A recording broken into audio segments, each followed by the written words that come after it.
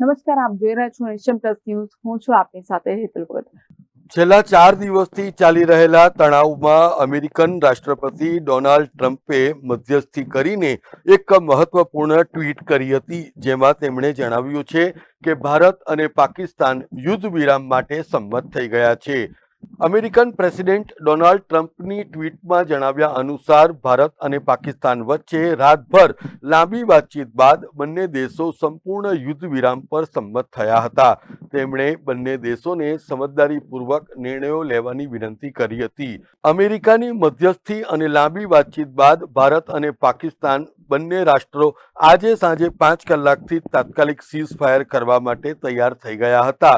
એમ જાણીને ડોનાલ્ડ ટ્રમ્પે બંને રાષ્ટ્રોને અભિનંદન પણ પાઠવ્યા હતા.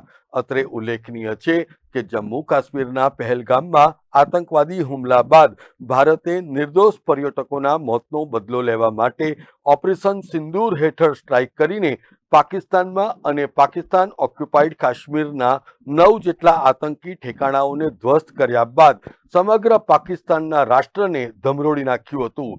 ત્યારબાદ પાકિસ્તાની સેના તરફથી પણ સતત ભારતીય સરહદી રહેણાંક વિસ્તારો ઉપર હુમલો કરવામાં આવી રહ્યો હતો અને છેલ્લા 3 દિવસથી જે રીતે તંગદિલી ફેલાઈ હતી, ત્યારે અમેરિકન વિદેશ મંત્રી માર્કો રૂબિયોએ પણ જણાવ્યું હતું કે 48 કલાકમાં વિદેશ મંત્રી અને ઉપરાષ્ટ્ર પ્રમુખ જેડી વેન્સે ભારત અને પાકિસ્તાનના ટોચના નેતાઓ સાથે વાતચીત કરી હતી, જેમાં પ્રધાનમંત્રી નરેન્દ્ર મોદી અને પાકિસ્તાનના વડાપ્રધાન શાહબાઝ શરીફ સાથે પણ સંવાદ કરાયો હતો.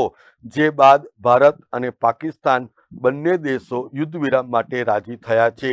જો કે સૌથી મહત્વપૂર્ણ વાત એ છે કે ભારતે પોતાની શરતે આ સમાધાન સ્વીકાર્યું છે, કારણ કે જો ભવિષ્યમાં કોઈ પણ પ્રકારનો આતંકી હુમલો પડોશી દેશ તરફથી થશે તો એને એક્ટ ઓફ વોર ગણાશે.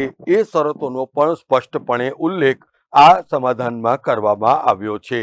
વિદેશ મંત્રાલયના વિદેશ સચિવ વિક્રમ મિશ્રીએ પણ જણાવ્યું હતું કે આજે બપોરે 3:30 કલાકે બંને દેશોના ડીજીએમઓની વાતચીત થઈ છે, જેમાં બંને દેશોએ યુદ્ધ વિરામ માટેની સહમતિ દર્શાવી છે. આમ આજે 5 વાગ્યાથી જ ભારત અને પાકિસ્તાને જમીન, આકાશ અને પાણીના તાત્કાલિક હુમલા રોકી દીધા હતા. એટલું જ નહીં, પરંતુ બંને દેશના અધિકારીઓ તારીખ 12મી મેના રોજ આગળની રણનીતિ ઉપર ચર્ચા કરશે, એમ પણ વિદેશ સચિવ વિક્રમ મિશ્રીએ જણાવ્યું હતું. I have a very brief statement to make.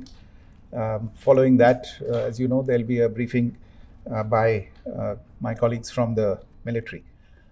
The Director General of Military Operations of Pakistan called the Director General of Military Operations of India at 15:35 hours earlier this afternoon. It was agreed between them that both sides would stop all firing and military action on land and in the air and sea with effect from 1700 hours Indian Standard Time today. Instructions have been given on both sides to give effect to this understanding.